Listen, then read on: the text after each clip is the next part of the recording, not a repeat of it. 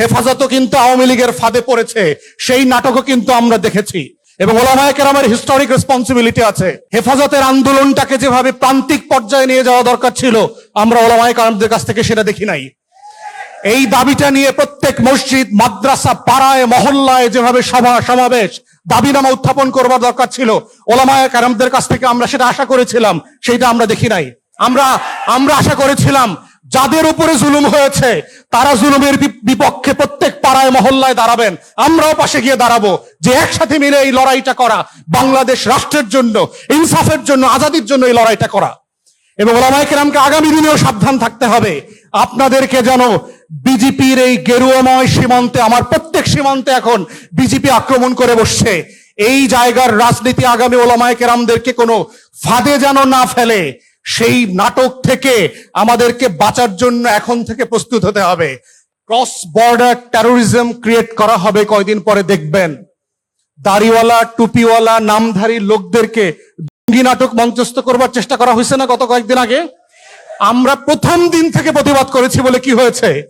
Police এই নাটক নিয়ে বেশি দূর যাইতে পারে নাই।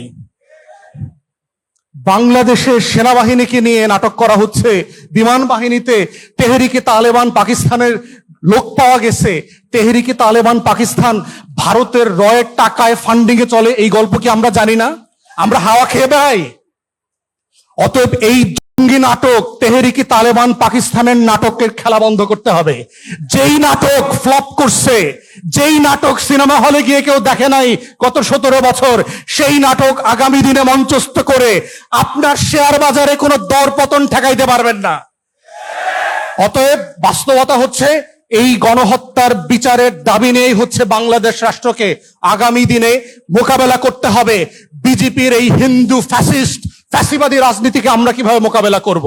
আমরা বারবার প্রস্তাব করেছি যে আপনারা ক্রস পার্টি পার্লামেন্টেরিয়ান এবং এক্সপার্ট, মানবাধিকার কর্মী, আইনজীবী, ওলামায়ে কেরাম যারা আছেন, সাংবাদিক, তাদেরকে সবাইকে নিয়ে একটা বড় প্যানেল করে শুনানি হওয়া দরকার, এবং সেটা লাইভ ব্রডকাস্ট হইতে হবে, যেভাবে সংসদ ব্রডকাস্ট হয়, যে সেই দিনকার কি হয়েছে, তার আগের দিন, সেই দিন, পরের দিন।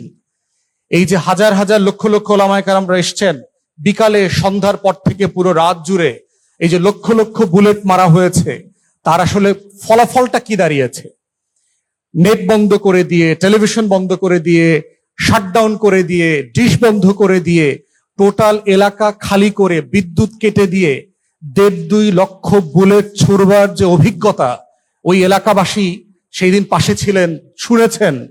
আমরা দেশের বাইরে ছিলাম, কিন্তু এলাকাবাসীর কাছ থেকে শুনেছি, মনে হচ্ছে যে এখানে যুদ্ধ হচ্ছে, ইসরায়েল বোমা মারতেছে গাজার উপরে, সেরকম একটা অবস্থা মনে হচ্ছে চারপাশে। যে এটা যে একটা রাজধানী, এটা শহর, এটা যে মুসলমানের দেশ। আমার বাংলাদেশের যে কারো 13 দফার বিষয়ে দ্বিমত থাকতে পারে, 13 দফা কারো একমত হওয়া জরুরি না, কিন্তু রাষ্ট্রের কাছে 13 দফা নিয়ে এসে এইটা বাস্তবায়নের দাবি করা হচ্ছে গণতান্ত্রিক অধিকার। যে কেউ করতে পারতে হবে। রাষ্ট্র বলতে পারতে হবে যে আমি কোনটা করতে পারছি, কোনটা করতে পারছি না। এটার নাম হচ্ছে রাষ্ট্রের সাথে নাগরিকদের যে সামাজিক চুক্তি, এই ডায়ালগ এবং কনভারসেশনের জায়গা। সেইটা না করে রাষ্ট্র যেটা করেছে, রাষ্ট্র গণহত্যার পথ বেছে নিয়েছে। এবং এই গণহত্যার পথ কেন বেছে নিয়েছে, 4টা মোটা দাগের বড় গণহত্যা কেন আওয়ামী লীগকে করতে হয়েছে, সেইটার রেজাল্ট আমরা দেখেছি গত কয়েকদিন আগে।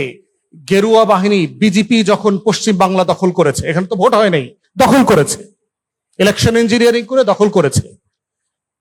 ততএব আজকে এই জায়গাতে এসে আমরা সরকারকে আহ্বান জানাচ্ছি, আপনারা পার্লামেন্টে এবং পার্লামেন্টের বাইরে একটা পাবলিক কমিশন করেন হিয়ারিং এর জন্য, গণশুনানির জন্য। সেইখানে প্রত্যেক মাদ্রাসা থেকে যারা এতিম ছেলে মেয়েদেরকে নিয়ে, বাচ্চাদেরকে নিয়ে ঢাকাতে এসেছিলেন, তারা তাদের গল্পগুলো এসে বলতে পারবে। তাদেরকে কাঁদতে দেন, জনগণের কাছে, মানুষের কাছে কাঁদতে দেন, যে সেদিন তারা আসলে কি দেখেছে, তারা কত রক্ত দেখেছে, সেই দিন কত হাজার স্যান্ডেল দেখেছে। ডাস্টবিন ক্লিন করে সিটি কর্পোরেশন একজনের কর্মকর্তা আমাকে বলেছে, আমার জীবনে আমি এত রক্ত যেমন দেখি নাই, এত স্যান্ডেলও দেখি নাই। কি পরিমাণ জিনিস সেখান থেকে ক্লিয়ার করতে হয়েছে গত কয়েক ঘন্টার ভিতরে। আমাদের সিটি কর্পোরেশন গুলো যদি প্রত্যেক প্রত্যেক দিন এত প্রফেশনাল হইতো ময়লা আবর্জনা পরিষ্কার করতে, তাহলে Dhaka should have been the finest cleanest city in the world. সেই আবর্জনা পরিষ্কার করবার দায় রাষ্ট্র এই সিটি কর্পোরেশন নেয় না, কিন্তু শহীদদের রক্ত পরিষ্কার করবার দায় অল্প কয়েকটা ঘন্টার মধ্যে তারা নিয়েছে। এবং যারা করেছেন সিটি কর্পোরেশনের সেই কর্মকর্তারা সোনার বাংলায় এখনো আছেন। গণতদন্ত কমিশন করেন, কারা কারা সেদিন দায়িত্ব পালন করেছেন। 7,500 আইন শৃঙ্খলা বাহিনীর সদস্য, পুলিশ, র্যাব, আর্ম ফোর্সেস এজেন্সির লোকজন কাজ করেছে এবং প্রত্যেকটা ফোর্সের মেম্বারদের লগবুক আছে, কারা সেদিন ডিউটি করেছেন। আপনি সেগুলো কল করেন, কমান্ডিং অফিসারদেরকে ডাকেন, কারা কারা দেশে আছে, কারা কারা এখনো পালায় নাই। আমার নিঃসন্দেহে দেখবেন বর্তমান সরকারের কাপড়ের নিচে অনেক পলাতক গণহত্যার আসামিদেরকে খুঁজে পাওয়া যাবে। অতএব বিচার করতেই হবে জাতির, ফর ন্যাশনাল পস্টারিটি। ইনসাফ এমন একটা লড়াই, যদি আমরা বারবার এইটাকে ডিসপেন্স করতে ব্যর্থ হই, তাহলে যেটা করবে প্রত্যেকটা জুলুম আর একটা জুলুমের জন্ম দিয়ে যাবে, আর একটা লড়াইকে আপনাদেরকে মোকাবেলা করতে হবে।